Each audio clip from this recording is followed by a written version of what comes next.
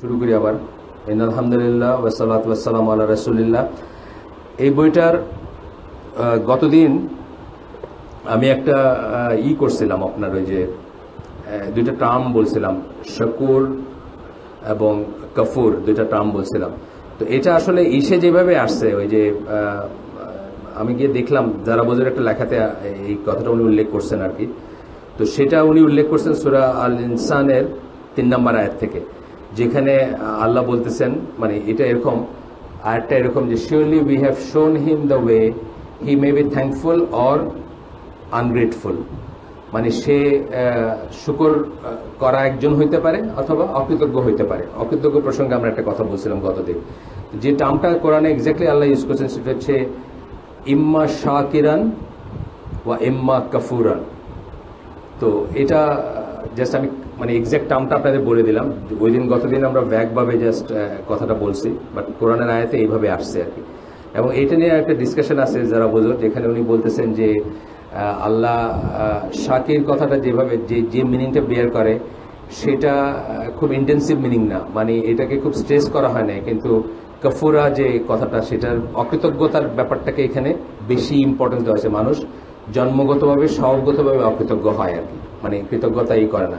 আপনারা জানেন যে সাহাবীদের কথা আমরা যখন বলি যে সাহাবীদের সাথে আমাদের ডিফারেন্স কি, একটা ডিফারেন্স হচ্ছে যে তারা সবসময় চিন্তা করতেন যে এনাফ শুকরিয়া করেন নাই, তারা অলওয়েজ কান্নাকাটি করতেন যে আল্লাহ তাদেরকে যে নিয়ামত দিচ্ছেন সেটার জন্য এনাফ শুকরিয়া করেন নাই। আর আমাদের অ্যাভারেজ বাংলাদেশের মুসলিমদের যদি ধরেন, আল্লাহর এগেনস্টে আমাদের অভিযোগ অনেক বেশি হবে দেন শুকরিয়া। মানে আমরা কি পাইছি সেটা হচ্ছে আল্লাহর এগেনস্টে হয়তো আমাদের অভিযোগটা অনেক বড় হবে আর কি। এটা একটা চিন্তার ব্যাপার যে মানে শুকরিয়াটা মানে অনেক সময় আমরা ডিজার্ভ করি মনে করি, অথবা আমি এর চেয়ে বেটার কিছু ডিজার্ভ করি। মানুষ আসলে কিছু ডিজার্ভ করে না, এখান থেকে শুরু হতে হবে, কৃতজ্ঞতার সেন্সটা আসতে হবে যে মানুষ বাই হিমসেলফ বাই ইটস মানে মানে by virtue of being a human being বা মানুষ হওয়ার মানেই কিন্তু কিছু ডিজার্ভ করে না। যা কিছু তাকে দিছেন আল্লাহ লিমিটেড টাইমের জন্য, সময় সম্পদ, সময় দিলে লাইফ দিলে, লাইফের যে লাইফ স্প্যান যদি দিয়ে থাকেন, অথবা সম্পদ যদি দিয়ে থাকেন, সন্তান যদি দিয়ে থাকেন, ওয়াইফ যদি দিয়ে থাকেন, ইনহেরিট করে থাকে যদি সে কিছু, সমস্ত কিছু হচ্ছে আল্লাহর নিয়ামত। যে কোনো সময় এটা আল্লাহ নিয়ে নিতে পারেন। এবং নিয়ামত সম্বন্ধে একটা কথা স্কলাররা কি বলেন, আপনারা শুনছেন হয়তো কথাটা, যে নিয়ামত যখনই মনে হবে আপনার কোনো কিছু, মনে রাখবেন যে এটা চিরস্থায়ী না, এটা চলে যাবে, এটা ক্ষয় হয়ে যাবে, এটা চলে যাবে। আপনার লাইফ একটা নিয়ামত, আপনি মরে যাবেন, আপনি মরে যাচ্ছেন, আপনার সময় শেষ হয়ে যাচ্ছে। আপনার সম্পদ একটা নিয়ামত, আইদার এটা আপনি মরে গিয়ে ইউজ করতে পারবেন না, অথবা এটা নষ্ট হয়ে গিয়ে ইউজ করতে পারবেন না। সকল নিয়ামতই হচ্ছে ক্ষয়িষ্ণু বা টেম্পোরারি বা চলে যাবে। এই কথাটা চিন্তা করে নিয়ামতের শুকরিয়াও করবেন এবং ম্যাক্সিমাম ইউটিলাইজেশন করবেন। দুইটা জিনিস বললাম, শুকরিয়া করা একটা, ম্যাক্সিমাম ইউটিলাইজ করা একটা। এটা বিশেষ করে আমাদের সময়ের ব্যাপারে আসে, মানে সময়টার ব্যাপারে আমরা আগেও বলছি, আবারও বলতেছি যে পৃথিবীতে একটা মানুষের জীবনে সবচেয়ে বড় সম্পদ হচ্ছে সময়। সময় হচ্ছে আপনার লাইফ, বা লাইফই হচ্ছে আপনার সময়। এবং এই সময়টা এমন একটা সম্পদ যেটা আপনি ব্যাংকে রাখতে পারেন না।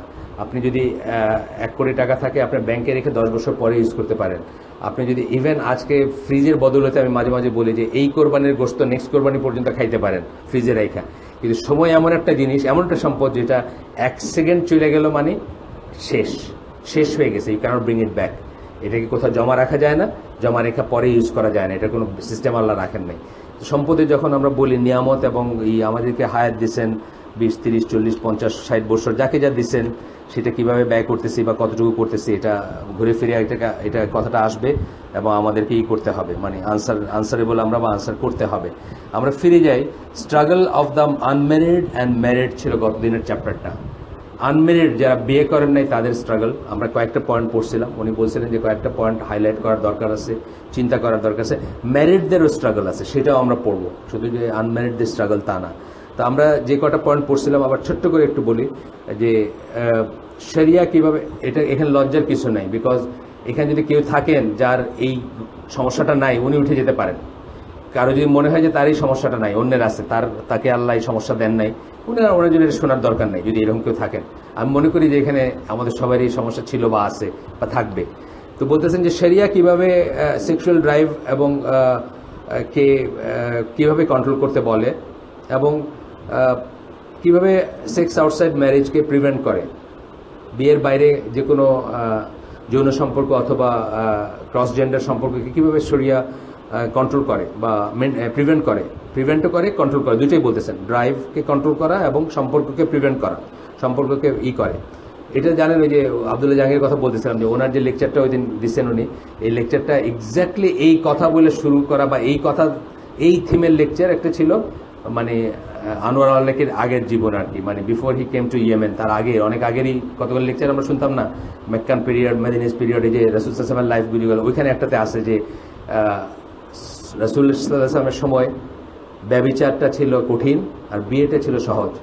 মেয়ের বাপ মেয়ের হাতে ধরে নিয়ে একটা ছেলেরে বলতেছে তুমি কি আমার মেয়েটার বিয়ে করবা, মানে ছেলেটা পায়াস, ছেলেটা রিলিজিয়াস, ছেলেটা আল্লাহওয়ালা, এই জন্য বলতেছে। এটা ছিল সহজ। একটা লোহার আংটি আছে কিনা জিজ্ঞেস করছে, তোমার কি একটা লোহার আংটি আছে, দিতে পারবা মোহরানা হিসাবে? লোহার আংটি দিয়ে বিয়ে হয়ে যেত। আজকে আপনি দেখেন কি অবস্থা, মানে একেবারে মানে ছোট থেকে ছোট, মানে সাধারণ ফ্যামিলিতে কি অবস্থা। আর এটাতে খালি ডাইমেনশন অ্যাড হচ্ছে, এখন থেকে 5টা অনুষ্ঠান হয় বিয়ের, এবং এই মধ্যবিত্ত নিম্ন মধ্যবিত্ত বিয়ের অনুষ্ঠানের হলুদে মদ খাইয়া জামাই বউ মরে গেছে, এটা পেপারে আসছিল একবার, হাজব্যান্ড ওয়াইফ মদের বিষক্রিয়াতে মরে গেছে। মানে মানে উচ্চবিত্ত না আবার কুলিও না, মানে কুলি কি মেথর না, ওই মেথরটা নাকি মটত খায়, যে হিন্দু মেথর আছে না যেগুলো আপনার মানে প্রফেশনালি জন্মগত মেথর আছে না কিছু, যারা মানে ওই যে শূদ্র টুদ্র কি একটা সিস্টেমে আছে, যারা সারা জীবনের মেথরে কাজ করে, তারা নাকি খুব মটত খায়, তাদের গন্ধ লাগে কি লাগে না লাগে সাফ করতে, তো এই মদ খেলে নাকি আর এইসব হয় না। আবার উচ্চবিত্ত মদ খায়, কিন্তু আমি উচ্চবিত্ত বা মেথর ইসের কথা, শ্রেণীর কথা বলতেছি, আমি বলছি অ্যাভারেজ কেরানীগঞ্জ বা কোথাও অ্যাভারেজ ফ্যামিলি, বুঝছেন না, ওই হলুদের অনুষ্ঠানে একটু ফুর্তি করে না মানুষ, একটু ফুর্তি করতে গিয়ে মদ খাইছে এবং মদ খায় মরে গেছে হাজব্যান্ড ওয়াইফ। তো এই জিনিসগুলো কিন্তু অত্যন্ত নতুন, এই জিনিসগুলো কিন্তু আমরা আগে জানি নাই, আস্তে আস্তে আরো কঠিন হচ্ছে। এখন দেখবেন যে এটা মদের অনুষ্ঠান না হলে বিয়ে হবে না, মানে এরকমও হইতে পারে আর কি, দের মে বি এ টাইম আর কি যখন এটা হবে। 2 নম্বর পয়েন্টটা ছিল what a tin should do. এই জিনিসটা অত্যন্ত ইম্পর্টেন্ট। আমাদের সবাই আমরা টিনেজ পার হয়ে আসছি, কেউ নাই বোধের ভিতরে মহিলা, আমার মনে হয় না কেউ আছেন। আচ্ছা,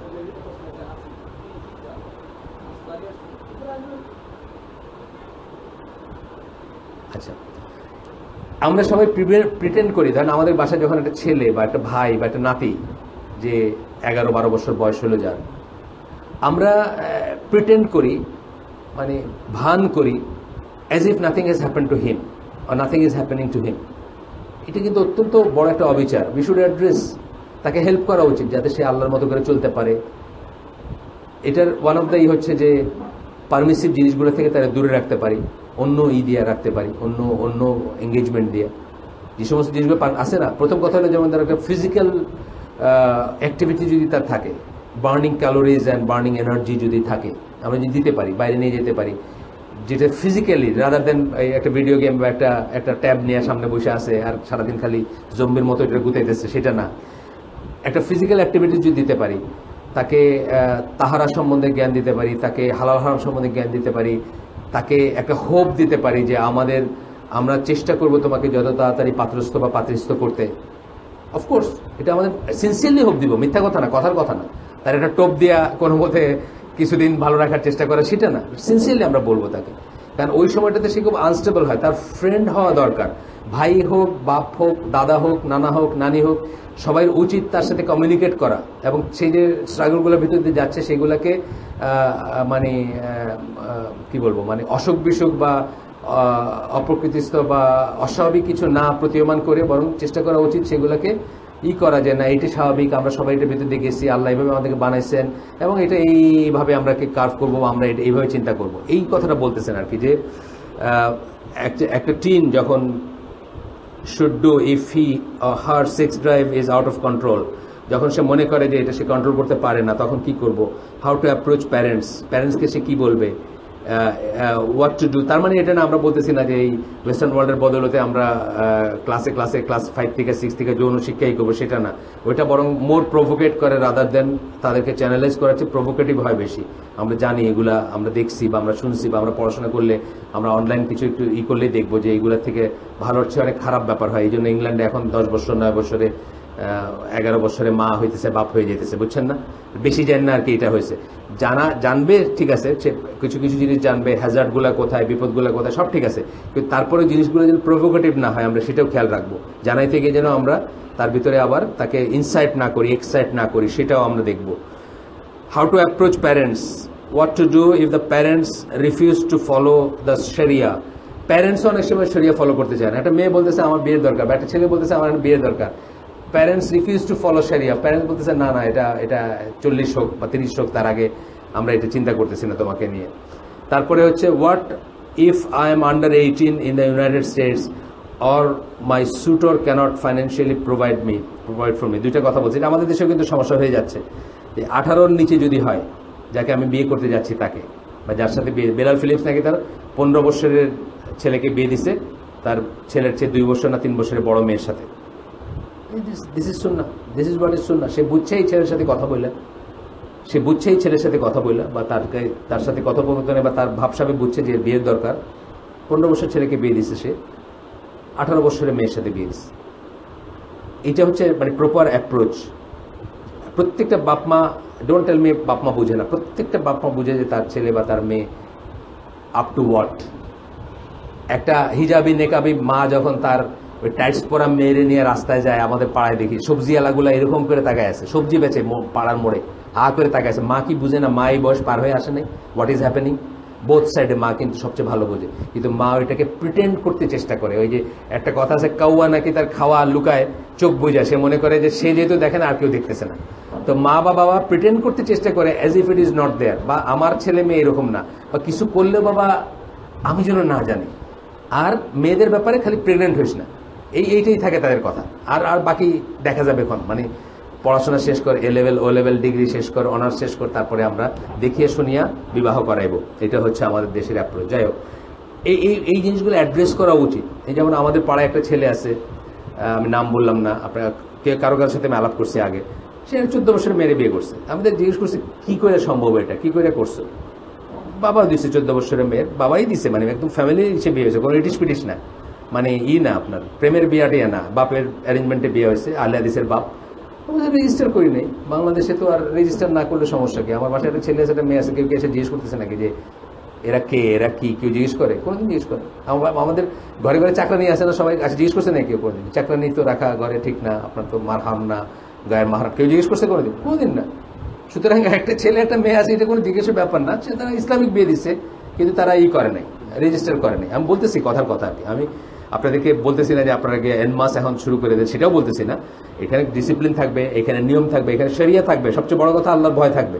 ইটস নট এ গেম, বিয়েটা একটা গেম না, এটা আল্লাহর ভয় থাকবে। বিয়ে হলে ইসলামের একটা রিলিজিয়াস রাইট, বিয়ের এভরিথিং ইজ রিলিজিয়াস রাইট, প্রত্যেকটা জিনিস রিলিজিয়াস রাইট। এই জন্য বিয়েতে বেদাতের প্রশ্ন আসে, এই জন্য বিয়েতে প্রপারের প্রশ্ন আসে, এই জন্য রোকনের প্রশ্ন আসে, এই জন্য ফরজের প্রশ্ন আসে, ওয়াজিবের প্রশ্ন আসে। ওয়াজিব আছে বিয়েতে, বিয়ের কিছু জিনিস ওয়াজিব, কিছু জিনিস ফরজ, কিছু জিনিস রোকন, এটা ছাড়া হবে না বিয়ে।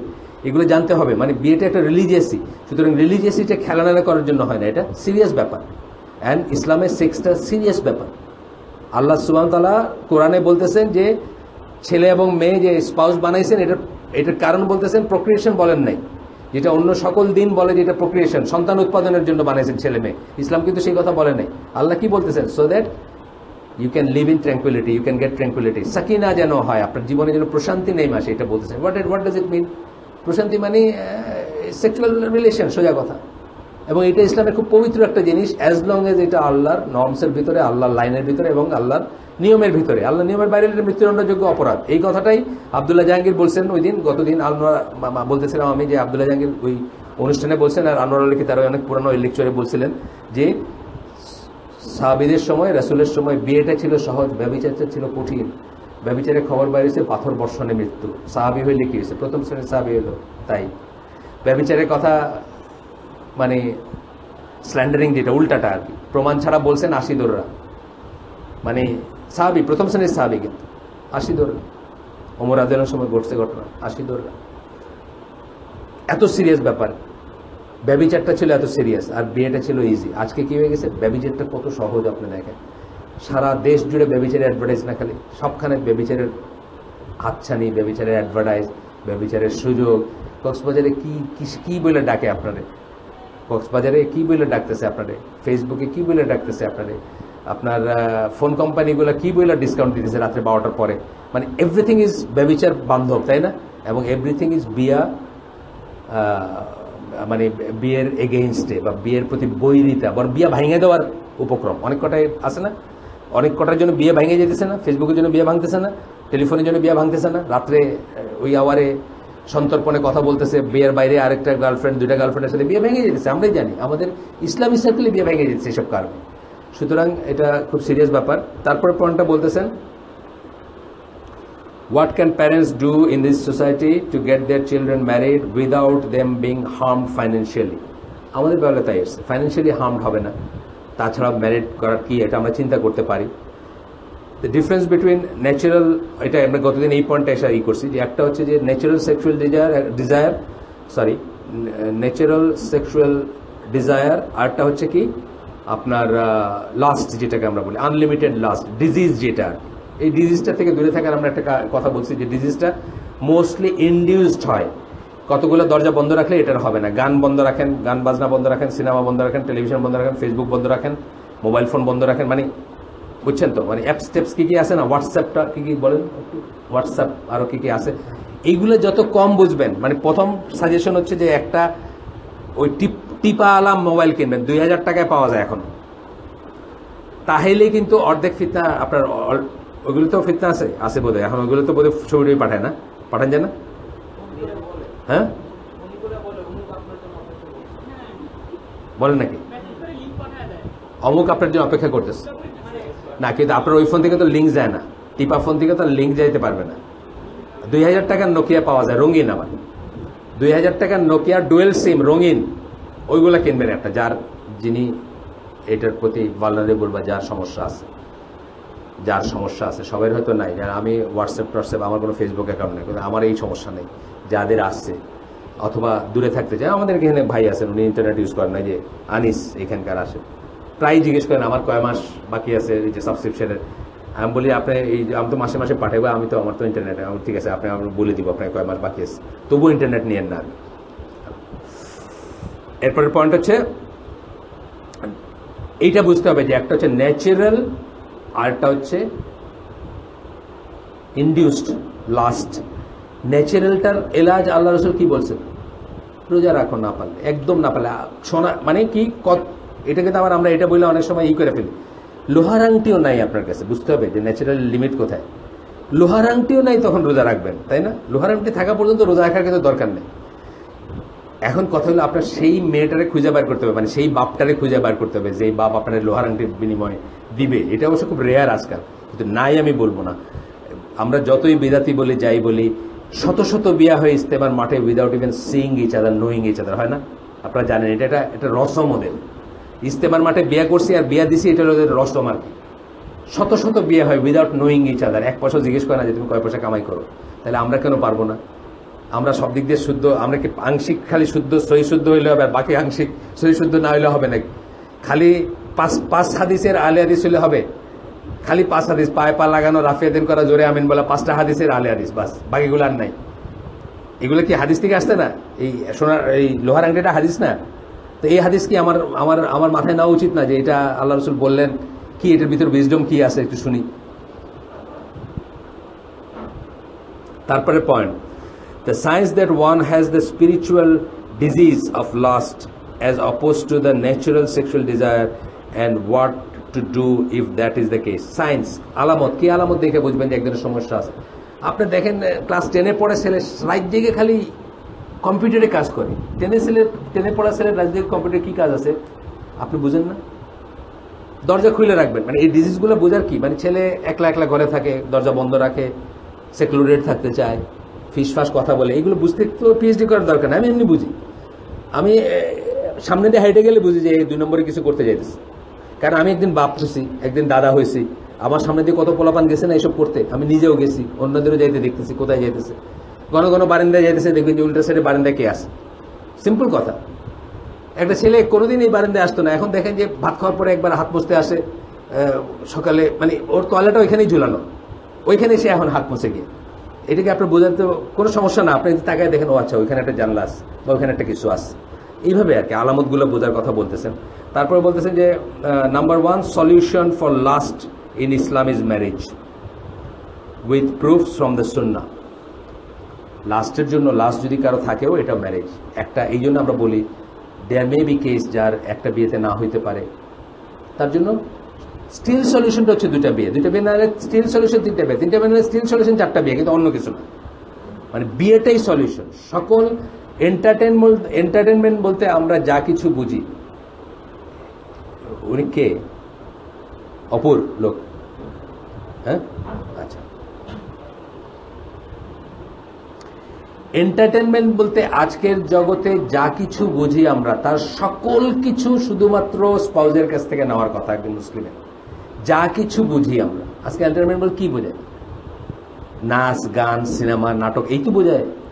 এইগুলোর ভিতরে অ্যাকচুয়ালি আপনি কোর ব্যাপারটা যেটা, সেটা হচ্ছে অপোজিট সেক্সের প্রতি আপনার যে আকর্ষণ, এবং সেটা দেখতে ভালো লাগে ন্যাচারালি, আপনার যেটা শুনতে, দেখতে, বুঝতে ভালো লাগে, এই সমস্ত কিছু আপনার নেওয়ার কথা একজনের কাছ থেকে শুধু, যে আপনার স্পাউস।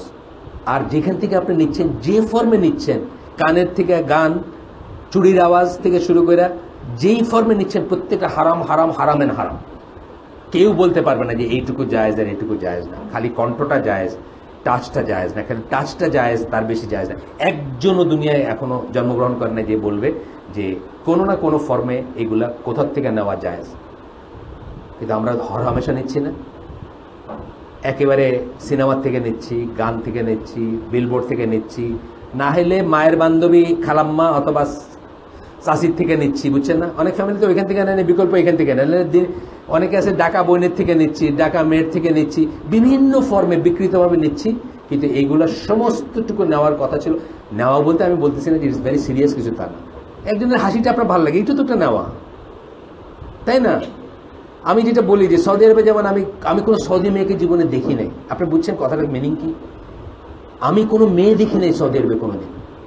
তাহলে আমি ওখানে বাঁচতে হলে আমাকে কি করতে হবে?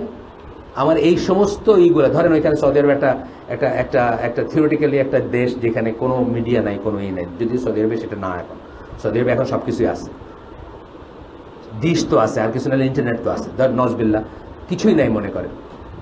তাহলে আমি কোথেকে নিতাম? একটা মাত্র সোর্স থেকে নেওয়ার কথা আমার। সেটাই আপনি রিয়েলাইজ করবেন, ওই সমস্ত কালচারগুলো থাকলে রিয়েলাইজ করবেন। আমাদের এইখানে তো নাইমাই আপনি দেখতেছেন এয়ারপোর্ট থেকে শুরু হয়। তানভীর বলতেছে এয়ারপোর্টে ঘুরে দাঁড়াইছে একটা পিলারের ভিতরে নাকি ডায়মন্ডের ডায়মন্ড দেশেই আনছে কারা আল্লাহ জানে। এই ডায়মন্ড এই 10 বছর আগে কোনো ডায়মন্ডের নাম শুনিনি বাংলাদেশে, বুঝছেন না? এয়ারপোর্টে একটা ডায়মন্ডের, আর ডায়মন্ডের মানে অলমোস্ট সবকিছু, আর নাইলে মানে এটা মানে কোনো ডিকশনারিতে কোনো দেশে কোথাও কেউ হালাল বলবে না আর কি। ডায়মন্ডের যে অ্যাডভার্টাইজগুলো আছে শুরু হলো, এয়ারপোর্টে এসে নামলো, বলে যে দেশে মানে ফার্স্ট স্টেপ দেওয়ার সাথে সাথে হারাম শুরু হয়ে গেল। এগুলা চিন্তা করার ব্যাপার আছে। নাম্বার 1 সলিউশন বলতেছেন বিয়ে, আর কোনো সলিউশনে নাই। নেক্সট সলিউশন হচ্ছে রোজা রাখা। নাম্বার 1 সলিউশন বিয়ে, নাম্বার 2 সলিউশন হচ্ছে রোজা রাখা।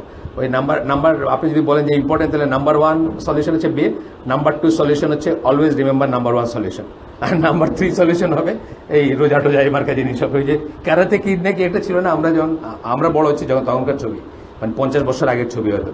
তো এখানে কারাতে শিখাইতেছে একটা ছেলেরে, ওস্তাদ শিখাইতেছে, চাইনিজ ওস্তাদ আছে না ওদের, এই যে হুই হাই করে কি সব করে।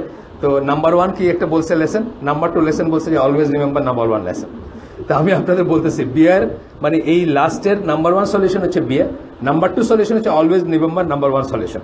বাসায় গিয়ে আব্বা আমার বলে দেন, আপনারা যারা ইয়াং আছেন আর কি। তারপর বলতেছেন obligation of both spouses towards Allah. এটা অনেক বড় একটা কথা। আজকে আমি বলে আসলাম যে অন্য প্রসঙ্গে বললাম, আমাদের একটা মিটিং ছিল, ন্যাচারাল ডিজাস্টার এবং ভূমিকম্পের একটা মেইন রিজন হচ্ছে ওজনে কম দেওয়া। আপনারা জানেন জাতি ধ্বংস করে দিয়েছেন আল্লাহ, ওজনে কম দেওয়ার জন্য জাতি ধ্বংস করেছেন, একটা জাত পুরো জাত ধ্বংস করে দিয়েছেন। এটা কিন্তু একটা রিজন। ওজনে কম দেওয়ার মানে কিন্তু যারা পান নাই তাদেরকে একটা করে দিয়ে না, আর বাকিটা আমরা অর্গানাইজেশনালি ডিস্ট্রিবিউট করব যারা পান নাই। হ্যাঁ, আচ্ছা। তো আপনার ওজনে কম দেওয়া অত্যন্ত বড় একটা পাপ। মুতাফফিফিন একটা সূরাই আছে এটার জন্য, যারা নিজেরা নিজেদেরটা বোঝায়। ওজনে কম দেওয়া মানে আমরা শুধুমাত্র বুঝি বোধহয় সবুজ উদ্যোগের বাটখারায় ভুল আছে কিনা, না। ওজনে কম দেওয়া হচ্ছে যেখানে যে কমিটমেন্ট করছেন আপনি সেটার থেকে যদি কম করেন। এবং বিয়ে কিন্তু একটা কন্ট্রাক্ট। বিয়ে আসলে ইসলামে কি একটা কন্ট্রাক্ট, আল্লাহকে সাক্ষী রেখে একটা সময়ের জন্য কন্ট্রাক্ট। সময় বলতে আপনার লাইফ টাইম, অথবা যতদিন আপনি ডিভোর্স করেন না আপনার ওয়াইফকে ততদিন, দুইটার একটা, মানে দুজনে একজন মরে গেলেন কন্ট্রাক্ট ইজ ওভার, অথবা ডিভোর্স। এর আগে পর্যন্ত কিন্তু এই কন্ট্রাক্ট সর্বদা ভ্যালিড। আপনি ইউরোপে গেলে ভ্যালিড, আপনি গ্রামীণ ফোনে চাকরি করলে ভ্যালিড, আপনি ট্রাভেল করলে ভ্যালিড, বুঝছেন না, সবখানে ভ্যালিড। কিন্তু এইখানে আল্লাহকে সাক্ষী রেখে যে একটা ব্যাপার, এটা অলওয়েজ মনে রাখা উচিত। এটাই বলতেছেন অব্লিগেশন, দুইজনেরই যে অব্লিগেশন আছে। আপনি আপনার হাজব্যান্ডের সম্পদটাকে অপচয় করলেন না, একজন ওয়াইফের কথা বলতেছি। আপনি আপনার হাজব্যান্ডের অজান্তে একজন পরপুরের সাথে মোবাইলে বা ফেসবুকে আলাপ করলেন না। যদি করেন আপনি ওজনে কম দিলেন না। ওই সেন্সে ওজনে কম বলতে কিন্তু স্কলাররা অলওয়েজ বুঝছেন যেখানে যেটা দেওয়ার কথা করার কথা তার চেয়ে কম করা। একটু আগেই বলে আসলাম আমি 9টা থেকে 5টা পর্যন্ত অফিস আপনি লিখছেন কন্ট্রাক্টে পয়লাই যে আমি 9টা থেকে 5টা পর্যন্ত অফিস করবো, এটা আমার অফিস টাইমিং। আপনি 12টার সময় বাজার করতে চলে যান, কোটটারে চেয়ারের উপর রেখে আপনি ওজনে কম দিলেন। ভ্যারিয়াস ফর্মে ওজনে কম দেওয়া, যেখানে যেটা যে কমিট করছেন সেটা। এবং ওইটা কিন্তু একটা গজবের একটা কারণ, মানে মহা গজবের একটা কারণ। এটা খেয়াল রাখা উচিত যে স্পাউজেসেরও কিছু কন্ট্রাক্ট থাকে, কিছু জিনিস থাকে, এটা করতে পারবেন এবং এটা করতে পারবেন না, যেটা শাস্তি আলটিমেটলি মৃত্যুদণ্ড। মৃত্যুদণ্ড কেন, এত বড় শাস্তি কেন? এবং এটা এমন একটা শাস্তি যেটা কেউ মাফ করতে পারে না। ওই আব্দুল রাজ্জাক বিন ইউসুফ তার এসে বলছিলেন না, ইসলামের 3টা কজে মৃত্যুদণ্ড হয়, একটা কেউ মাফ করতে পারে না, সেটা হলো জিনারটা। জিনারটা কেউ এক্সাম করতে পারে না, এটা হইতেই হবে, এই শাস্তি এটা ইমপ্লিমেন্ট হইতেই হবে। কেন? তার মানে এইটার অব্লিগেশনটা বা এইটার যে কন্ট্রাক্টটা, এটার ভ্যালু আল্লাহর কাছে এত বেশি। এটা ম্যারিড অ্যাডাল্টারির ব্যাপারে, কিন্তু আনম্যারিড হইলে কিন্তু শাস্তিটা কম, মৃত্যুদণ্ড না। ম্যারিড অ্যাডাল্টারির ব্যাপারে এই ব্যাপারটা কেন আল্লাহর কাছে এটার দাম এত বেশি, এই কন্ট্রাক্টের বা এই যে গিভ অ্যান্ড টেক, বা আপনি যে আপনার স্পাউসকে বলছেন, মানে বিয়েতে আল্লাহকে সাক্ষী রেখে যখন তাকে বিয়ে করছেন, অটোমেটিক্যালি আসছে যে আপনি এর বাইরে জিনা করবেন না, বোথ ওয়ে, দুজনের জন্য। এবং যদি করেন, এটা শাস্তিতে এমন একটা শাস্তি যেটা এই পৃথিবীতে কেউ মাফ করতে পারে না। এই শাস্তি কেউ মাফ করতে পারে। ওই মহিলা বললে পারেন না যে না আমার কনসেন্ট নেই, হয়েছে যা হয়েছে, আমি মাফ করে দিলাম, এটা পারেন? এটা বলতে পারবেন এই একটা। কিন্তু বাকি দুইটা কিন্তু এক্সামশন আছে, আপনি জানেন তো। মুরতাদেরটা কি? সে যদি তবা করে ফেলে শেষ। মুরতাদের একটা হলো মৃত্যুদণ্ড, সে তবা করে ফেললো, আমি বুঝিনি, আমি জানতাম না, এটা আমি ভুল করছি, আজকের থেকে আমি আর এই কথা বলবো না, কোনোদিন বলবো না, আমি ঠিক হয়ে গেছি। আর একটা কি, ওই যে কিসাস, ওইটা আপনার ফ্যামিলির মানুষ বলতে পারে যে আমার 1 লাখ টাকা দিচ্ছে, ওটা কিছু দেয় না, আমার ইচ্ছে হয়েছে মাফ করে দিলাম, শেষ, এটা বলতে পারে। কিন্তু এটা পারে না। এটা এই জন্যই যে এই অব্লিগেশনগুলোকে আমরা সম্মান করবো ইনশাল্লাহ, এবং ভাববো যে এটা কিন্তু আসলে আল্লাহকে সাক্ষী রেখে একটা কন্ট্রাক্ট করছি আমরা। এই জন্য সূরা নিসার বলছে যে যার নামে তোমরা একে অপরের কাছে রাইটই করো। সূরা নিসার 1 নম্বর আয়াতটার বক্তব্য কিন্তু এরকম, যেটা সমস্ত বিয়ের খুতবাতে পড়া হয়, যার নামে তোমরা একে অপরের কাছে রাইট ক্লেম করো। কার নামে? আল্লাহর নামে। এই রাইট কে দিচ্ছেন? আল্লাহ দিচ্ছেন। যে রাইটটা আমরা পাই একজনের উপর আরেকজন, এটা আল্লাহ দিচ্ছেন। রাইট যেখানে থাকবে রেসপন্সিবিলিটি থাকবে। রেসপন্সিবিলিটি থাকা মানে যা ইচ্ছা তা করা যাবে না, স্বেচ্ছাচারিতা হওয়া যাবে না, বা অন্য ব্যাপার। যাই হোক, obligation of the husband and wife towards each other গেল, এটা বললেন। ওইটা অব্লিগেশন আল্লাহ একটা বললেন যে টুয়ার্ডস আল্লাহ, দুইজনের অব্লিগেশন টুয়ার্ডস আল্লাহ একটা, আবার একজনের প্রতি আরেকজনের অব্লিগেশন বললেন। টুয়ার্ডস আল্লাহ কতগুলো আছে না? টুয়ার্ডস আল্লাহ কতগুলো আছে? আমরা ধরেন হাজব্যান্ড ওয়াইফকে এমন কিছু অর্ডার করবে না যেটা আল্লাহর অনানুগত্যে যায়। আমরা জানি না, এটা পয়েন্ট না, এটা আল্লাহর আনুগত্যের বাইরে কোনো আনুগত্য নাই। তাহলে আল্লাহর দিকে অব্লিগেশন কি? স্পাউস হিসাবে আমি আমার ওয়াইফকে এমন কোনো কাজে বাধ্য করবো না যেটা আল্লাহর লাইনকে ক্রস করায়। সোজা কথা, একটা আমি বললাম। আর একজনের প্রতি আরেকজন অব্লিগেশনগুলো আমাদের কথায় এসে গেছে। তারপরে আসলো the causes of marital problems and their remedies. কেন বিয়েতে প্রবলেম হয় আর এটার রেমেডি কি? কেন বিয়েতে প্রবলেম হয়, বিয়েগুলাতে কেন প্রবলেম হয়, আর এটার রেমেডি কি, এটার কি সমস্যা সমাধান কি? The Islamic rulings on polygyny and the reasons for polygyny. ইসলামের নিয়ম, পলিজিনি হচ্ছে একটা পুরুষ মানুষ যে একাধিক বিয়ে করতে পারে, এটাকে পলিজিনি বলে। ডক্টর আব্দুল্লাহ জাহাঙ্গীর শুরু করছেন কি দিয়ে? এটাকে যে কোয়েশ্চেন করবে এটা কুফর, এই বলে শুরু করছেন না? তাহলে পলিজিনি নিয়ে কথা বলতে আমরা ফিমেলরা বেশি, মেলরাও অত্যন্ত সাবধানে মুখ খুলবো। কারণ আমরা যেন কাফেরের পর্যায়ে চলে না যাই বা কুফর আকবার না করে বসি। পলিজিনি নিয়ে আমরা খুব সাবধানে কথা বলবো, weather we personally like it or not, অথবা আমাদের হিংসা লাগে কি না লাগে, বা আমরা পারি কি না পারি বা কি, এটা একদম ডিফারেন্ট কথা। প্রথম কথা হচ্ছে যে আল্লাহর বিধানকে মানে প্রশ্নাতীতভাবে মেনে নেওয়ার নাম হচ্ছে ইসলাম। ইসলাম মানে কি? Surrendering your will to the will of Allah, আপনার ইচ্ছাকে আল্লাহর ইচ্ছার কাছে সমর্পণ করা। সেই ক্ষেত্রে যে কোনো ইবাদত বা যে কোনো ডু অ্যান্ড ডোনার্সের প্রথম কারণ হচ্ছে যে আল্লাহ বলছেন সেটা, এরপরে অন্য কারণ। আমরা অনেকে কাবা শরীফ বলি, বা যাই হোক কাবাকে এটা কি একটা গোল্ডেন রেশিওর ফর্মুলা, পৃথিবীর সেন্টার, এইটা না ওইটা না, অনেকবার বলি। এগুলো কোনো কারণ না। প্রথম কারণ হচ্ছে আল্লাহ বলছেন আমরা কাবার দিকে আমাদের নামাজ পড়তে হবে, তাই না? প্রথম কারণ হতে হবে এইটা। তারপরে আপনি এখন যা রিসার্চ করেন, এটা অন্য ব্যাপার। আল্লাহ যদি আমাদেরকে আজকে বলতেন যে, মানে যদি 1400 বছর আগে রাসূল সাল্লাল্লাহু আলাইহি ওয়াসাল্লামকে বলতেন যে সবাই ফুজিয়ামার দিকে মুখ করে নামাজ পড়বো, আমরা পড়তাম না? পড়তে বাধ্য ছিলাম আমরা। সুতরাং আল্লাহ বলছেন, এটা হচ্ছে প্রথম কনসিডারেশন। পলিজিনের ব্যাপারে এটা নেই, আল্লাহ বলছেন এটা জায়েজ, আল্লাহ বলছেন এটা বৈধ, বাস, নো কোয়েশ্চেন আস, শেষ আমাদের।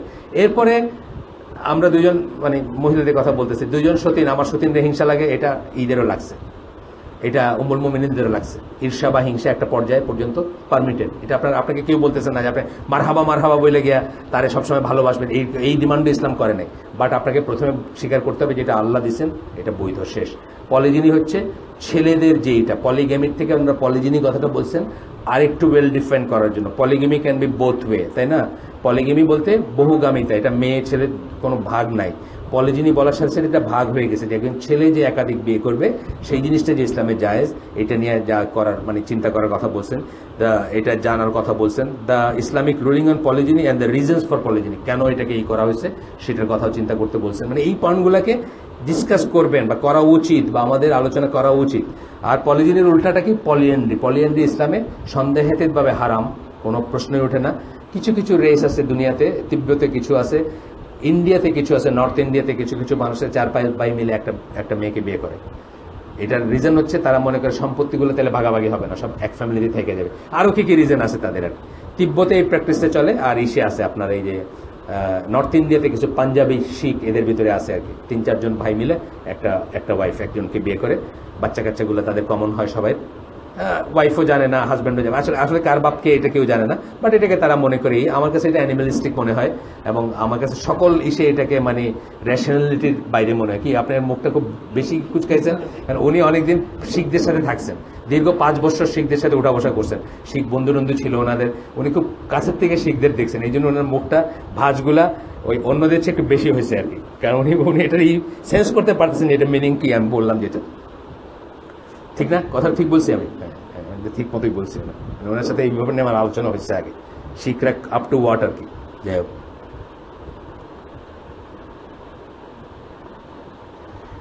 divorce in the eyes of the sunnah and the way of our predecessors versus the way of culture.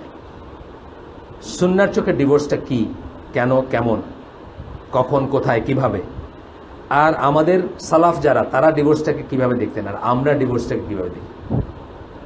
আমাদের এখানে ডিভোর্স হওয়া মানে প্রাথমিকভাবে একটা মেয়ের লাইফে একটা ডিজাস্টার, সেই জাস্ট একটা জড়বস্তুতে পরিণত হয়ে যায়, তার আরেকটা বিয়ের সম্ভাবনা অলমোস্ট জিরো।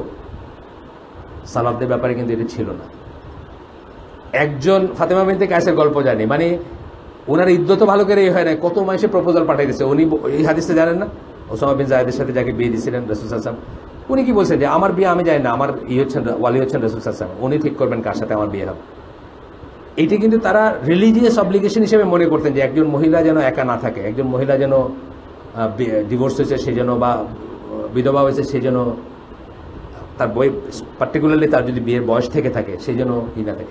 এটার থেকে সমাজের কত অবিচার আমরা তো দেখতেই পারি। হিন্দুদের শরৎচন্দ্রের গল্পেতে আপনি দেখবেন যে কীরকমভাবে এটা বাইর হয়ে আসছে। শরৎচন্দ্র বা অন্যান্য ইন্ডিয়ানদের গল্পে আপনি দেখবেন যে এই যে তারা যে ডিভোর্স হলে অথবা হাজব্যান্ড মারা গেলে, তাদের তো ডিভোর্স হয় না, যাই হোক ওই সেন্সে ডিভোর্স হয় না, হাজব্যান্ড মারা গেলে যে বিয়ে করতে পারে না, এটার থেকে হিন্দু সমাজের মানে বাল্ক অফ অবিচার এখান থেকে আসে।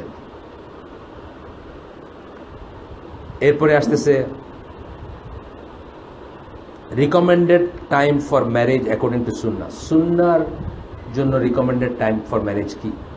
আমরা আগেই বলছি সুন্নাহ রিয়েলি কিন্তু আসলে বায়োলজিক্যাল ম্যানহুডটা বা ওমেনহুডটাই কনসিডার করে, এবং সেটাকে অ্যাড্রেস করতে বলে, তার বাইরে কোনো বিশেষ যোগ্যতাই করে না, ওই যে লোহার আংটি পর্যন্ত আমি বললাম। তবে এটা পার্সন টু পার্সন ভ্যারি করবে। আপনি ছেলেদের ভিতরে দেখবেন একটা ছেলে, কালকে একটা ছেলের পাশে আপনি বলছেন না পুরা 20 রাকাত সালাত সে পড়লো, লম্বা তারাবি হইলো। আমি করছি কি ছেলেটার ডাইকা নিয়ে পাশে আনছি, কারণ একটা পিলার আছে, যারা শান্তিনগর মসজিদে গেছেন তারা জানেন, একটা ওই ইমামের পিছে পিছে একটা পিলার আছে, ওই পিলারের লম্বা কেউ আমার জামাইরে নিয়ে গেছি আমি, আমার জামাই তো লম্বা, তো আমি ওরে বলছি তুমি পিলারটা ছেড়ে দাঁড়াও। এখন একটা সময় তার উপর মোরাল অব্লিগেশন আসবে, আমি বুঝছি যে পিলারটার কাছে যেন সে আরো সইরে আসে। পাশে দিকে একটা ছোট্ট ছেলে দেখে আমি বলি তুমি নামাজ পড়বা, তারাই পড়বা, যে হ্যাঁ, তারা ডাইকে আমার পাশে বসাইছে, আমার আর আমার জামাইয়ের মাঝখানে সে, বিকজ ওই পিলারটা যদি তার সেচ দিতে অসুবিধা হবে।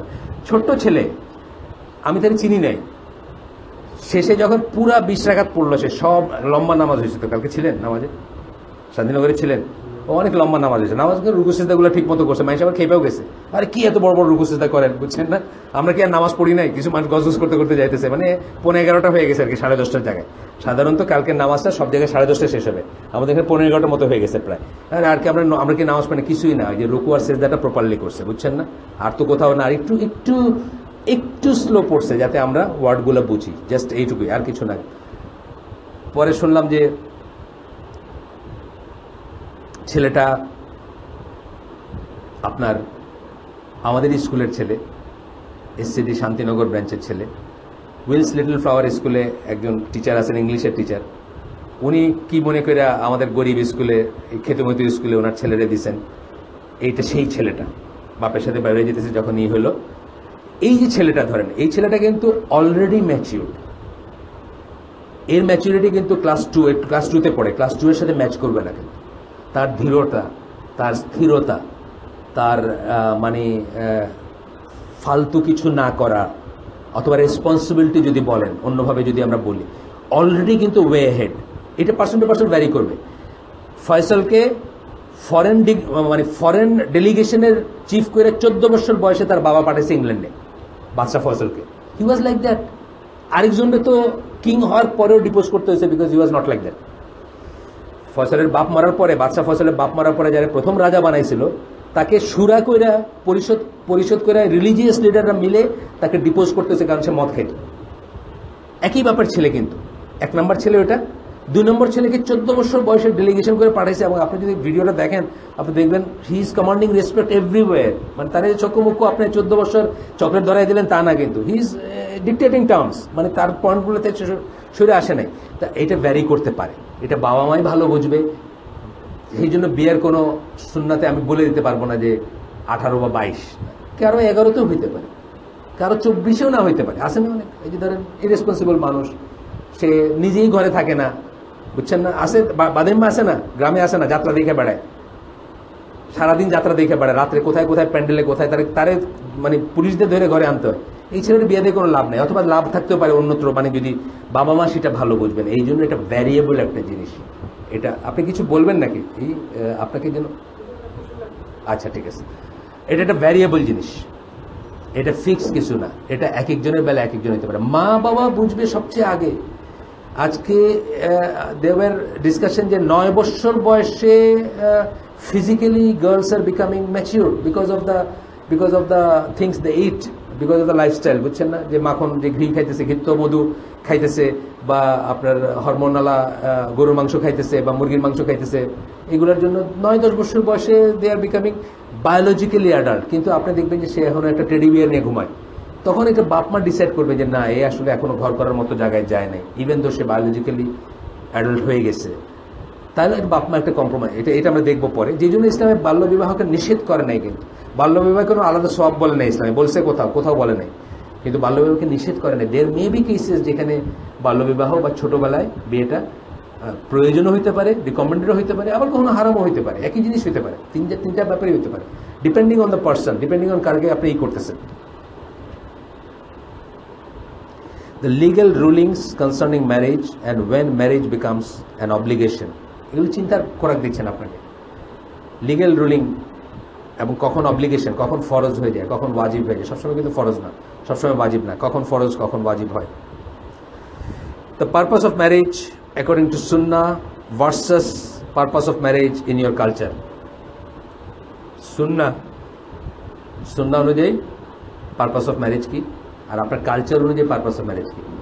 কালচার অনুযায়ী পারপাস অফ ম্যারেজ কি, ও এখন তো বিয়ে করতে হয়, এখন তো সংসার করতে হয়, এখন তো আচ্ছা ঠিক আছে টাকা পয়সা হয়েছে, এখন পালতে পারবে বউ বাচ্চা, এখন একটা বিয়ে করতে হয়, এটা কালচার অনুযায়ী আপনার। আর অনুযায়ী সুন্নাহ কি, আপনার কি বলে মানে সুন্নাহ অনুযায়ী পারপাস কি, সুন্নাহ অনুযায়ী পারপাস আল্লাহ বলছেন স্পাউস কেন সৃষ্টি করছেন, সো দ্যাট আপনারা প্রশান্তিতে বসবাস করবেন, ট্র্যাঙ্কুইলিটিতে বসবাস করবেন। একজন কোরআনে কি বলছেন, একজন অন্যজনের চাদর স্বরূপ বা আবরণ স্বরূপ, কেন সমস্ত লজ্জা ঢেকে রাখবেন, লজ্জার কাজ করবেন না, রাস্তায় হা করে অন্য মেয়ের দিকে তাকিয়ে থাকবেন না, ঠিক না? এগুলো পার্ট না, এগুলো সব পার্ট। এরকম আরো অনেক কিছু আছে, যাই হোক আমরা এমনি যাবো, ওগুলো ডিটেলস পরে পড়বো। তারপরে বলতেছেন when men and women turn to pornography, internet chat rooms, cyber sex and like, and how implementing the sunnah can prevent that. কখন কখন ছেলে এবং মেয়েরা, এগুলো কিন্তু রিয়েলিটি আমাদের, এগুলো আমাদের লজ্জা পায় লাভ নাই। আমরা কিন্তু সব সময় ইসলামী কাপল, ইসলামী হাজব্যান্ড, ইসলামী ওয়াইফের থেকে কমপ্লেন শুনতেছি যে তার হাজব্যান্ড, তার ওয়াইফ পর্নোগ্রাফি অ্যাডিক্ট, সারা রাত ইন্টারনেটে থাকে, হাজব্যান্ড ওয়াইফের দিকে তাকায় না। ইন্টারনেটে এক মহিলা আমাদের কাছে কমপ্লেন করছে, ইসলামী, অনেক বছরের পরিচিত আমাদের, তার হাজব্যান্ডও আমার পরিচিত। তার হাজব্যান্ড এই দেশের লিডিং জনৈক ইসলামপন্থীর ছেলে, এই দেশের লিডিং আরেক ইসলামপন্থী থিঙ্ক ট্যাঙ্ক বা আতেল তাকে ইম্পারেটিভলি বলছে, যেমন আমি আপনাদের যদি কাউকে বলি তাহিন আপনি এটা করেন, তাহিনের কাছে এটা ওয়েট থাকবে না জিনিসটা, আমি বলছি তাহিনকে আমি অনেক বছর ধরে চিনি, এক ধরনের করে তাহিনের মুরব্বী, আমি বললাম তাহিন আপনি কিন্তু এটা দেখেন, এটা মিস করেন না, এই যে কি বলে ওই আব্দুর রহিম গ্রিনের এই প্রোগ্রামটা ওইটার সময় হবে। তো ওই ভদ্রলোক মুরব্বী যিনি, উনি ওই ছেলেটাকে মানে হাজব্যান্ডটাকে অর্ডার করছেন একটা মেয়ে স্কাইপিতে প্রোগ্রাম করায়, ইসলামের দিনের উপর প্রোগ্রাম, সে মহাসুন্দরী দেখতে, এটা আবার ওয়াইফের কথা, এবং সে আবার মেয়েদেরকে, সব মেয়েদেরকে এন্টারটেইন করে না, সে ছেলেদের নেই মজলিস তার আর কি। তো তাকে ওই থিঙ্ক ট্যাঙ্ক অর্ডার করছেন হাজব্যান্ডকে, তুমি কিন্তু এটা মিস করবা না, এটা সবকটা। অ্যান্ড হাজব্যান্ড রাইট জায়গায় স্কাইপিতে ওই মেয়ের প্রোগ্রাম দেখতেছে, বুঝছেন না? ওয়াইফ এটা কমপ্লেন করছে আমার ওয়াইফের কাছে, আমার কি হক নাই? আমার হাজব্যান্ড কি রাইতে স্কাইপে জায়গায় এটা করবে? আর ওই মেয়ে, আমি করতে চাইছিলাম, আমাকে কিন্তু করে নাই, আমাকে কিন্তু তার ওই সার্কেলভুক্ত করে নাই, মানে ওয়াইফকে করে নাই, শুধু হাজব্যান্ডকেই করছে। দিজ আর হাকিকত, এগুলো রিয়েলিটি, এগুলো রিয়েলিটি আমাদের আমরা লজ্জা পাওয়া লাভ নাই, এগুলো রিয়েলিটি। কখন বলতেছেন, কখন why man and women turn to pornography, internet chatrooms, ইন্টারনেটে চ্যাটরুম আছে। আমি একটা ইসলামিক চ্যাটরুমে আমার একজন দিছিল শায়েক ক্যাটাগরিতে, আমার মানে আমি চাইলে যে কোনো সময় মাইক নিয়ে কইতে পারি কথা, আমি দেখি ওইখানে তো চিটচ্যাটই চলে আসে, বুঝছেন না? মানে ইসলামিক চিটচ্যাট চলে। আপনি দেখতেছেন আমার মুনমুন ইংল্যান্ড থেকে বলছেন, ভাই আপনার লেখাটা খুব সুন্দর হয়েছে, সাইড লাইনে একটা করতেছেন, আর ওই যে শায়েক কথা বলতেছেন আর সাইড লাইনে চলতেছে, একই ব্যাপার, একই জিনিস। উনি কিন্তু প্রশ্ন করছেন, sorry, why man turn to and women turn to, ম্যানটা দিয়ে ব্র্যাকেটে অ্যান্ড ওমেন দিচ্ছেন, এবং ওমেনটা কম আর কি একটু, এই জন্য ব্র্যাকেটে দিচ্ছেন। কিন্তু ওয়াই, কেন, এই কেনর ভিতরে কতগুলা কেন আছে অ্যাভয়েডেবল, কতগুলা কেন হয়তো অ্যাভয়েডেবল না, মানে কোন সেন্সে আমি অ্যাভয়েডেবল না বলছি, কতগুলো কেন হচ্ছে ইজিলি অ্যাভয়েডেবল আর কি, মানে বললেই হয়ে যায়, আর কতগুলো কেন কিন্তু না। যখন আপনার এটা, আপনি যখন অ্যাডিক্টেড হয়ে গেছেন তখনকার কেন কিন্তু এখন যে অ্যাডিক্টেড না তার কেন সাথে মিলবে না। যে অ্যাডিক্টেড না তার বেলা আমরা বলতে পারি কি, ওর প্রথম কথা হলো ওর কাম কম। সৌদি আরবের বেলাল ফিলিপসে আমি বলতে শুনছি, সৌদি আরবের মেয়েদের কথা বলতেছে, সব কাজের বেটি বিজয় করে দেওয়া উচিত। এই যে সারা দুনিয়ার থেকে যে মেড নিয়ে সৌদি আরবে, সৌদি মেয়েরা কোনো কাজ করে না, এই ওদের মস্তিষ্ক অলস, এই জন্য ওরা দুনিয়ার সমস্ত খারাপ কাজগুলো করে বেড়ায়, মানে যা তারা করে আর কি, তাদের সেন্সে যে খারাপ কাজগুলো, এই খালি শপিং করে বেড়ায়, গয়না কিনে বেড়ায়, মানে রিজন হচ্ছে তাদের কোনো কাজ নাই আসলে, মানে এইটাই সৌদি আরবের জন্য এটাই খারাপ কাজ, শপিং করে বেড়ানোটাই খারাপ কাজ, আমি অন্য কিছু বলতেছি না। এইগুলো কেন করতেছে? বিকজ তাদের কোনো কাজ নাই। প্রথম কথা হলো সব কাজের বেটি বিদায় করে দেওয়া উচিত, ঘর সংসারের কাজ যতটুকু পারা যায় নিজেরা করবে। কাজ নাই এটা আমরা বুঝি যে অলস মস্তিষ্ক, এটা তো খুব কমন কথা। আপনি নিজেরা দিয়ে বিচার করেন, যে দিনটা আপনি আনঅকুপাইড সেই দিনটা আপনি কেমন ফিল করেন, আর যে দিনটা অকুপাইড সেদিন কেমন ফিল। পরীক্ষার আগের একটা রাত কেমন ফিল করেন আপনার কি? তখন আমি যদি বলি যে ভাই আজকে কিন্তু ওই শাকিরার একটা কনসার্ট আছে এখানে, আপনি দূর ফালাও, শাকিরা ক্যান ওয়েট, আমার কালকে না হইলে আমি 1 বছর রেলিগেটেড হয়ে যাব, মানে আমার কি বলেন 2112 কি বলেন না, আমার পাঠাই দিবে আবার নিচের থেকে শুরু করতে, তখন আর শাকিরা কিন্তু প্রায়োরিটিতে আসে না। কিন্তু যেদিন আপনার কিচ্ছু করার নাই, ফুরফুরা মেজাজে আছেন, বৃষ্টির দিন, একজনে বলে আজকে কিন্তু শাকিরার একটা আছে, হ্যাঁ ঠিক আছে দেখি না, একটু দেখলে কি হয়, একটু করলে কি হয়। আমি খুব দুঃখের কথা বলতেছি, মানে এই পৃথিবীতে আমি যাদেরকে রিলিজিয়াস কারণে সবচেয়ে রেসপেক্ট করি, তাদের একজন আমাকে একটা আনসার দিছে। আমি তাকে বলছিলাম যে তার বাচ্চাগুলোকে সে যেন ফাহিশার জায়গায় নিয়ে না যায়। ফাহিশার জায়গা মানে যে সমস্ত জায়গায় ওপেন অশ্লীলতা হয়, এবং মানে অরা বলি আমরা একটা কথা, মানে স্মেলটাই হলো অশ্লীলতার স্মেল। আছে না কতগুলো জায়গা, আপনি রমনা পার্কের ভেতরে কনসার্ট হচ্ছে, স্মেল আছে না অশ্লীলতার, আছে কি না? আছে তো। আপনার বইমেলা হচ্ছে, স্মেল আছে না অশ্লীলতার? মানে এইটা কোনো ভালো মুসলিমের জন্য একটা এনভায়রনমেন্ট না। এই জায়গায় তাকে আমি বলছি যে বাচ্চা কাচ্চা নিয়ে যায় না। পার্সোনালি আমি তাকে চিনি এবং আমি জানি যে সে তার বাচ্চা কাচ্চাদের নিয়ে আগে গেছে ওইখানে। মানে একবার সমুদ্র বাচ্চা কাচ্চারা দেখতেই পারে, আরেকবার তো মানে সেকেন্ড টাইম কোথাও যা বলছেন না। আমি একটা ধরেন, আমার আসিফ আমাকে ওই দিন জিজ্ঞেস করতেছিল যে রাইডগুলোর কথা। আমি অত্যন্ত অপছন্দ করি রাইডগুলো। আমি মালয়েশিয়াতে গেন্টিং হাইটে আমার মেয়েকে নিয়ে গেছি, বাড়িতে ছোট ছিল, রাইডে ঢুকতে দেয় না। গেন্টিং হাইটসের ইটা কি, পাহাড়ের উপর দিয়ে মেঘের ভিতর দিয়ে আপনি কেবল কারি করে গেলেন, এটাই হচ্ছে একটা আনন্দের জিনিস। নিচে আপনি দেখতেছেন পাহাড়টা, মেঘটা আপনার নিচে দেখতেছেন। আমার মেয়ে ওই যে আছে না, এগুলোতে কি থাকে, একটা ওই মিকি মাউস আছে, তো একটা ওই রোলার কোস্টার আছে, তো একটা এটা ঘুরতেছে, একটা ওখানে স্লট মেশিন বা একটা কিছু গান বাজনা এই মার্কা জিনিসটা আমছে না। আমার মেয়ে মাইন্ড করছে, কান্না কান্না ভাব হয়েছে, আমছে না। এখানে আসার জন্য আমরা মালয়েশিয়া আসি না, এইটা দেখার জন্য আমরা মালয়েশিয়া আসি না। তো আসিফ 2 দিন আগে আমার জিজ্ঞেস করতেছিল যে রাইডগুলোর সম্বন্ধে আমার কি।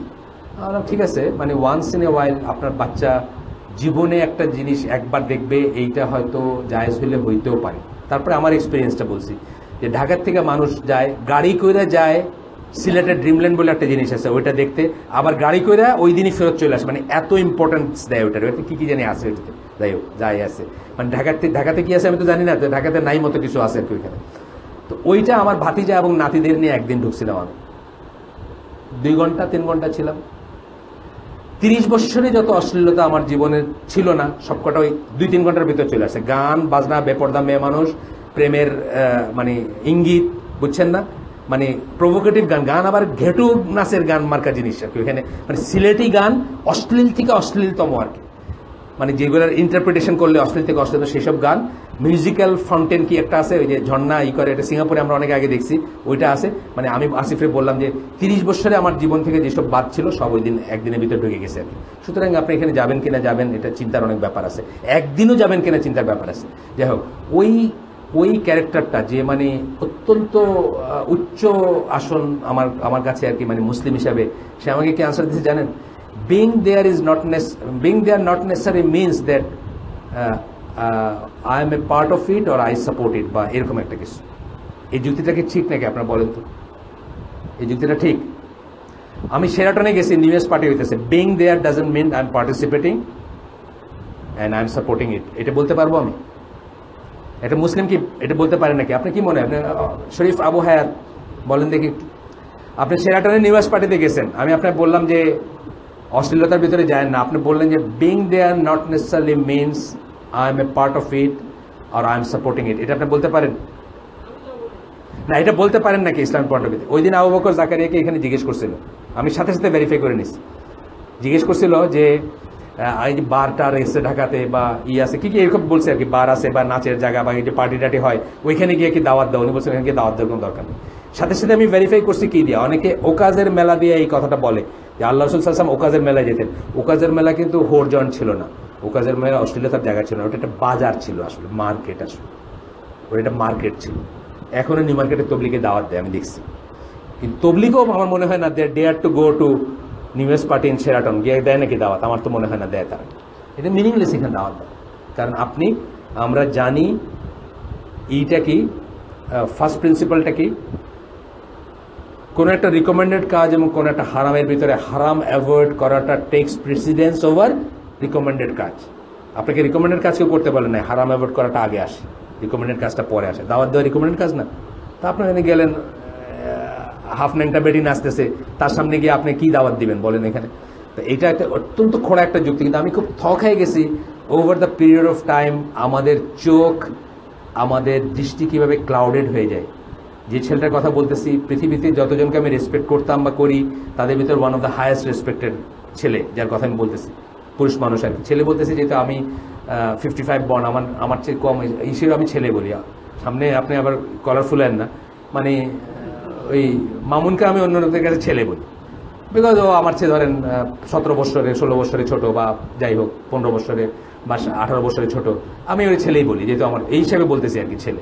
যাই হোক, কথাটা হচ্ছে যে দেখেন কিভাবে দৃষ্টি ক্লাউডেড হয়ে যায়, মনে হচ্ছে যে আমি ওইখানে থাকা মানেই তো আমি এটা অংশ না, বা আমি ওটা সাপোর্ট করি না। অথচ সাইফুল্লাহ ভাই এইখানে বসে বলছেন যে দুবাই যাওয়া ইভেন রেকর্ডিং এর জন্য আলেমদের জন্য হারাম। এইখানে বলছেন, ওনারা যে রেকর্ডিং এর জন্য গেছিলেন পিস টিভির, দুবাইয়ের যে অবস্থা এখন, তা আমি ওনারা বলছিলাম আপনি তো রাস্তায় যান না, আপনার তো হোটেল ছিলেন, হোটেল তো আরো বেশি। উনি সাথে সাথে রিপিট করছেন যে হোটেলে তো আরো খারাপ অবস্থা, রাস্তার চেয়েও খারাপ অবস্থা হোটেল। উনি বলছেন হারাম এটা ঈদের জন্য। কেন বলছেন এটা? ওনার কি সংযম নাই? Is E running after someone না, এই জন্য বলেন এটা। বলছেন যে ওই কথাটা উনি বলেন না যে being there does not necessarily mean that I am a part of it or I am supporting it, এই কথাটা কিন্তু উনি বলেননি। এইখানে বলছেন, জিজ্ঞেস করেন আবার বলছেন কিন্তু গেল। The nature of man and woman as explained by the Quran and Sunnah and modern science. Quran, Sunnah এবং modern science nature of man and women নিয়ে কি বলে।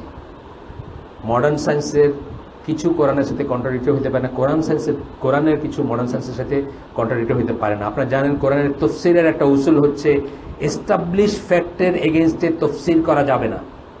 যে তফসিরটা আপনার আন্ডারস্ট্যান্ডিংটা, যেমন মোহাম্মদ বিন সালাহ হোসাইন বিন বাজ, তারা একসময় মনে করতেন যে পৃথিবীটা ফ্ল্যাট, এইটা এস্টাবলিশ ফ্যাক্টের এগেনস্টে যায়, তারা পরে উইথড্র করছেন।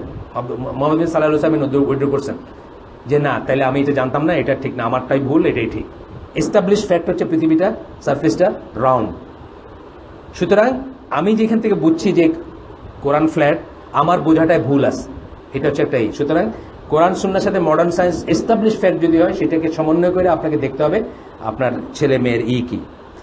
শেষ হয়ে গেছে আমার পয়েন্টগুলো, শেষ। আরেকটা পয়েন্ট আছে, the step by step process that an abused woman should take to attain her Islamic right to be protected. যে মহিলাটাকে অ্যাবিউজ করা হয়, এটা ডিভোর্সেও হইতে পারে, এটা ম্যারেজের ভিতরে হইতে পারে, ঠ্যাঙ্গানো হইতে পারে, মারপিট হইতে পারে, কিভাবে সে তার রাইটটাকে প্রোটেক্ট করবে, এটা স্টেপ বাই স্টেপ চিন্তা করে। If her husband is threatening her safety, এইটাও আমাদের দেশে আর হাকিকত নাই।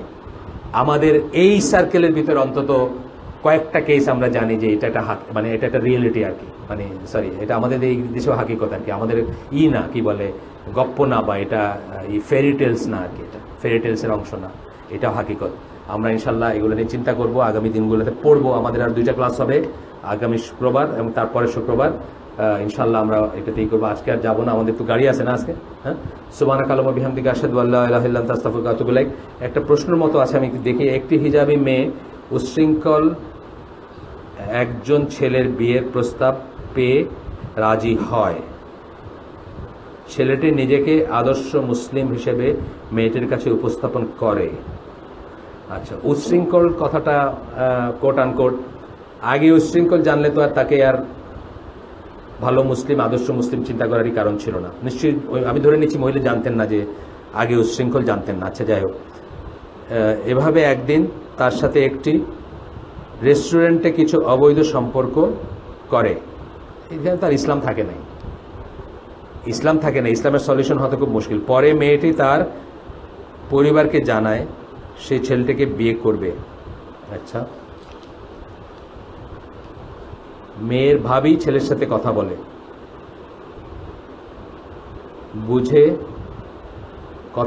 বুঝে ছেলেটি বিয়ের ব্যাপারে অনিচ্ছুক। আচ্ছা, মেয়ের ভাবি বুঝলো যে ছেলেটা বিয়ে করতে চায় না। একসময় মেয়েটি জানে যে ছেলেটি এভাবে অনেক মেয়ের সাথে সম্পর্ক করে। মেয়েটি সরে আসে, তবে যোগাযোগ কিছুদিন ছিল। সেই ছেলেটি ভালো হয়ে যাবে, কিছুদিন ছিল। আচ্ছা, যাই হোক, এই অবস্থা ছেলেটা ভালো হয়ে যাবে এরকম কিছু বোধহয় মনে করছে আর কি সে, হয়তো এখানে লেখার একটুই আছে, বা আমি পড়তে পারতেছি না। নিরাশ হয়ে মেয়েটি হাল ছেড়ে দেয়, কিন্তু সে তার স্বামীর ভবিষ্যৎ সাথে যথাযথ সম্পর্ক রক্ষা করতে পারবে বলে মানসিক রোগী হয়ে যায়। মেয়েটি চিকিৎসার পর অনেকটা সুস্থ হয়ে তওবা করে। মেয়েটির সারা জীবন বিয়ে করবে বলে সিদ্ধান্ত, করবে না হয়তো হয়তো লিখতে চাইছেন, যে করবে আসছে এখানে, সিদ্ধান্ত নিয়েছেন, এটি কি সঠিক হবে? আচ্ছা, প্রথম কথা হইল যে এখানে যা কিছু ঘটছে এর সাথে ইসলামের কোনো সম্পর্ক নাই, সবটুকুই হচ্ছে অন ইসলামিক এবং সবকিছু হচ্ছে ইসলাম বহির্ভূত। সেই জন্য তাকে খালিস নিয়তে তওবা করা উচিত এবং আল্লাহর কাছে মাফ চাওয়া উচিত, এবং এই কথাগুলা বলে বেড়ানো উচিত না। আল্লাহ নিজের দোষগুলাকেও আমাদেরকে গোপন করতে বলছেন।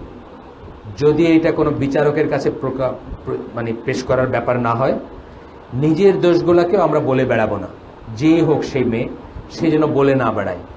তওবা করার পরে সবচেয়ে বড় পৃথিবীতে সবচেয়ে বড় খারাপ স্টেট কি? মুশরিক বা কাফের, তাই না? সেই মুশরিক বা কাফের যদি তওবা করার পরে যুগশ্রেষ্ঠ মুসলিম হয়ে যেতে পারে, সাহাবী হইতে পারে, ওমর হইতে পারে, আবু বকর হইতে পারে, ধরেন কথার কথা, তাহলে আমরা বুঝবো যে তওবার আগে এবং পরে লাইফ ট্রান্সফর্ম হয়ে যেতে পারে যদি সে তওবা খালিস হয়। এই মহিলা অবশ্যই বিয়ে করবেন ইনশাল্লাহ, অবশ্যই ঘর করবেন ইনশাল্লাহ, এবং তার পেছনটাকে পেছনে ফেলে রেখে সামনে আল্লাহকে, শুধুমাত্র আল্লাহর জন্য, আবার যেন উনি ওই ট্র্যাপে না পড়েন। উনি যেটাকে ঠিক মনে করতেছেন, যেটা ভালো লাগতেছে, ওই ট্র্যাপে না পড়ে আল্লাহ যেটাকে ঠিক মনে করছেন এবং ভালো লাগছে, আল্লাহ যেটাকে ভালো বলেন সেটাকে। আমি অলওয়েজ বলি একটা কথা, আপনার ভাল লাগা কোনো দলিল না। আমরা সাধারণ মানুষরা ভাল লাগা এবং ভালোর ভিতরে অলওয়েজ উই ফল ফর ভালো লাগা। ভালো লাগাটাকে আমরা অলওয়েজ প্রেফার করি, কারণ আমরা দুর্বল মানুষ। কিন্তু ভালো লাগাটা অধিকাংশ সময় 99.99% কেসে আমাদের মতো সাধারণ মানুষের জন্য ভালো না।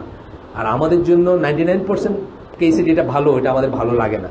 আমাদের চিরতা ভালো লাগে না, আমাদের নিম ভালো লাগে না, আমাদের করলা ভালো লাগে না, আমাদের ছানার মিষ্টি ভালো লাগে, বুঝছেন না? যেটা খেলে হার্ট অ্যাটাক হবে, যেটা খেলে কোলেস্টেরল, আপনার আর্টারি চোখ হবে, চর্বি, গোশতওয়ালা চর্বি, খাসির মাংস, কাচ্চি বিরিয়ানি, ওইগুলো ভালো লাগে না। প্রথম সেটটা ভালো লাগে না আমাদের কারো, সেকেন্ড সেটটা সবাই ভালো লাগে। আমাদের ভাল লাগার ভালো হলো আলাদা, ভালো লাগা দিয়ে ড্রিভেন হবো না, এটা হলো হাওয়া দিয়ে, এটা শয়তানের কোয়ালিটি। আমরা আল্লাহ এবং রসুলের বিধান দিয়েই হব। অবশ্যই উনি ইনশাল্লাহ বিয়ে করবেন, অবশ্যই উনি একটা দুশ্চরিত্র বা একটা খারাপ বা একটা খলনায়কের জন্য তার জীবনটাকে নষ্ট করবেন না, করা উচিত না।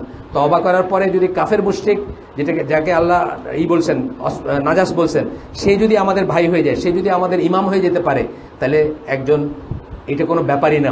ওনার লাইফে যেটা হয়েছে এটা কি বড় জোর কবিরা গুনাহ? এটা তো আর শিরক কুফরের পর্যায়ের না ইনশাআল্লাহ। তো উনি সেইভাবেই করবেন, আল্লাহর কাছে সাহায্য চাবেন এবং আল্লাহর বিধানগুলোকে এখন সুন্দর মতো জানবেন, জেনে ওইভাবে মেনে চলার চেষ্টা করবেন। আমরা তার জন্য দোয়া করব যে আল্লাহ যেন তাকে মাফ করেন, তাকে যেন আবার সুস্থ করেন। মানসিক রোগী হওয়ার কোনো কারণ নাই। যে ছেলেটাকে জন্য উনি নিজেকে মানসিক রোগী মনে করতেছেন, উনি ধরে নেবেন যে পৃথিবীতে 750 কোটি মানুষ আছে। হ্যাঁ, 750 কোটি মানুষের ভিতর কি 350 কোটি প্লাস আছে ছেলে। ওই ছেলেটা একজন, তার একটা নাম্বার, 350 কোটি ছেলের একজন। তার জন্য তার জীবনটা নষ্ট করে দেওয়া ওয়ার্থ না। মানুষ, একজন মুসলিম তার জীবন কার জন্য নষ্ট করবে? শুধু একমাত্র আল্লাহর জন্য, যদি কখনো করার প্রয়োজন আসে, তাই না? একটা মানুষের জন্য এই জীবন নষ্ট করে এই মানুষ আপনার হয়ে সাক্ষী দিবে না কোনোদিন। তো আপনি এইটা বলে দিন, যে মেয়েকে আপনি জানাতে চাইছেন মেসেজটা, তাকে কনভে করে দিন যে আমাদের মত এটা ইনশাল্লাহ। এবং মোটামুটিভাবে আমরা জেনেই বলছি, যে কথাগুলো বলছি। আবারও সুবহানাকা আল্লাহুম্মা বিহামদিকা আশহাদু আল্লা ইলাহা ইল্লা আনতা আস্তাগফিরুকা ওয়া আতুবু ইলাইক। আসসালামু আলাইকুম ওয়া রাহমাতুল্লাহি ওয়া বারাকাতুহু।